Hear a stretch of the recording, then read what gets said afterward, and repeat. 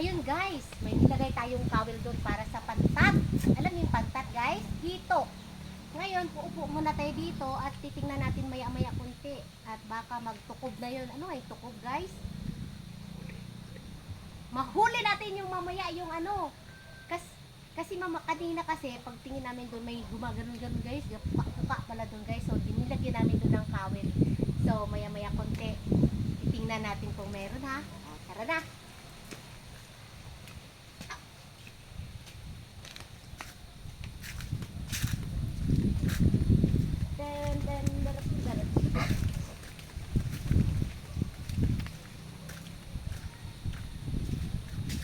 Guys, ano guys, gahila na. Guys, may gahila-hila ta na guys. Nakikita niyo ba gahulag guys yung ano, pisi? Pisi ba ito? Guys, may gahila-hila ta na. Guys, hihilahin na natin guys.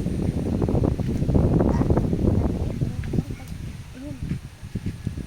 Ah! Ala! Oh my gosh! Ang laki! Oh my gosh!